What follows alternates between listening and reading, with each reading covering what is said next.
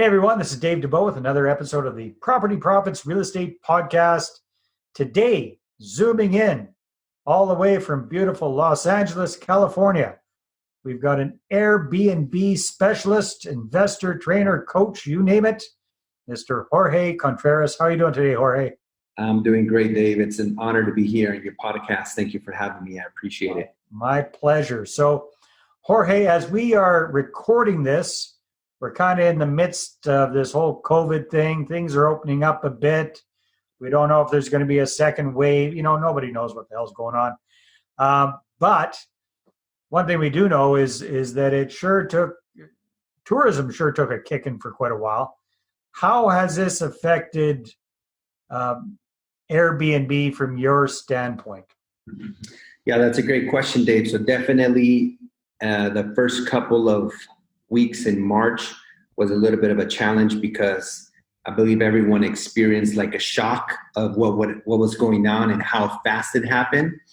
And I think that in all of 2019, whenever we would talk about the economy and the next correction in the real estate market, I always mentioned how by the time it happens, it's too late, right? Yeah. And so it's like this rug gets slipped right underneath your feet. And this was even faster than pretty much anything else we've ever experienced, I think. It was like quicksand. It's like, oh, yeah, you guys stay home and you're going to be home for like this long. And then they extended. And it was, by the time it happened, it was too late to make any adjustments.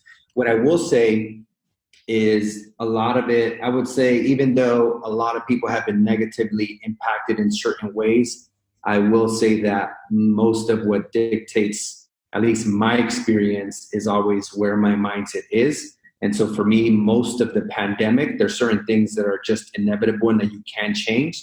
And then there's a lot that we can change. So most of the pandemic for me is right here. And so as the rug got slipped from underneath our feet, first thing we said is great. Not great, but how do we pivot? How do we make adjustments? Yeah. How do we bring more eyes to our short-term rental portfolio? And so we started marketing our properties on websites that market to corporate housing and nurses who are traveling for work, for COVID, to work at hospitals. We also started bringing down the pricing where we started to attract locals who were living, for example, say near downtown LA in tiny little apartment spaces where they had no social distancing if they were going down the elevator or something, and they wanted to rent a single family home with some space.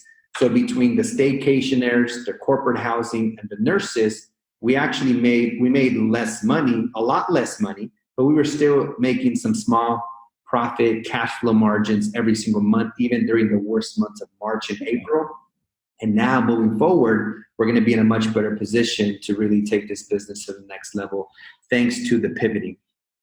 That is so smart, my friend. So that's awesome. So, because I think a lot of people in that space just kind of went, and kind of froze and panicked and didn't do a hell of a lot of anything. You guys got very, very proactive, dropped the prices, focused on a completely different niche, took things in a completely different direction, perhaps even instead of just short-term stays, looking at medium-type term stays, looking at different local clientele. Really, really interesting. It was interesting. I was just talking with another Airbnb specialist, believe it or not, interviewed her earlier today. And really cool because you're based in LA, she's based in Tennessee in smaller areas. And she was talking about her focus is on regional local tourism areas where people can drive there. So her client base beforehand wasn't so much people flying in, that sort of thing. It was more locals. And then same idea. She found that it didn't get affected nearly as much because she focused on the local market. So very cool that you pivoted and you're focusing on the local market and healthcare providers and super local people that don't want to be in an apartment building. They want to be able to social distance. So hats off to you. That's cool. That's cool to hear how you pivoted. So before we started recording, you've been doing Airbnb for a while now, quite some time now. And you told me that there are basically three different strategies when it comes to Airbnb, and you've got experience with all three of them. Can you just briefly tell us what each one of those three is, and then Yeah, maybe we can dive in a little bit deeper?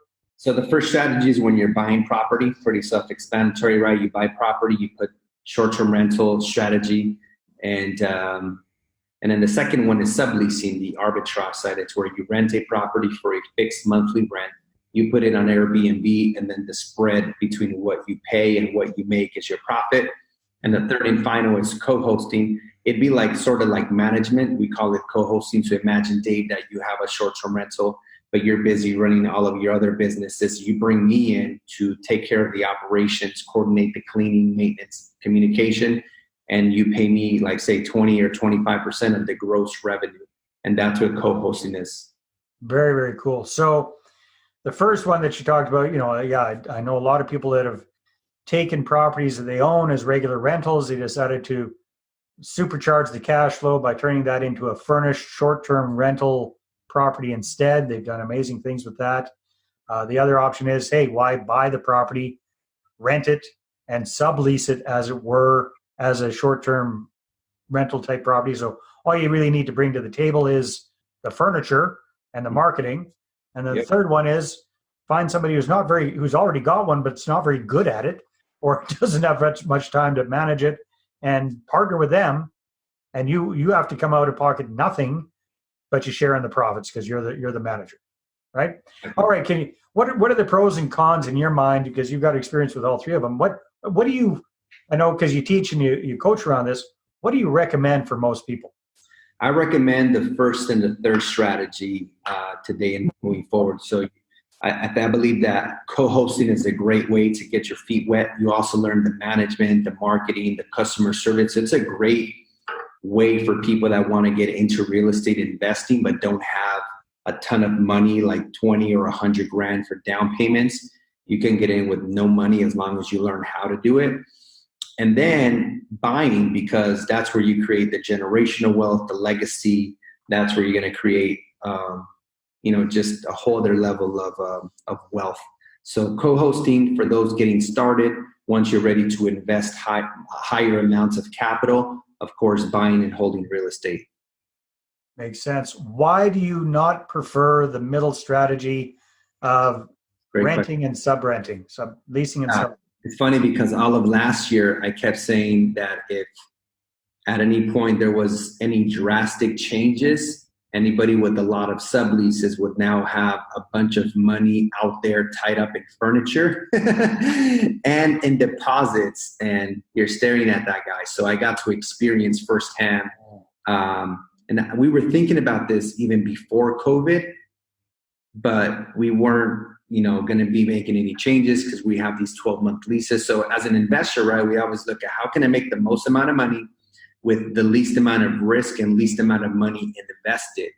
Co-hosting, you just can't go wrong. And with subleasing, your money, just like when you buy a property, right, when you buy investment properties, the banks want you to put more money, more skin in the game, because you're more likely to walk away from that property than when you live in. The same thing with subleasing, it's just more capital intensive. You may have to furnish the whole thing. So now that I've done all of them, and I currently have properties on all three strategies, co-hosting for someone that's getting started with little capital, and buying for someone who's ready to create wealth. And I would not recommend subleasing today. Okay, so I kind of get it, but maybe I'm missing something. So that to me, the subleasing seems advantageous as well, because basically, say you have to put, and correct me if I'm wrong, but if you're subleasing, typically you're putting up, maybe a damage deposit, first month's rent or last month's rent, fairly inexpensive, especially compared to buying a place. You're out of pocket creating, buying the furnishings.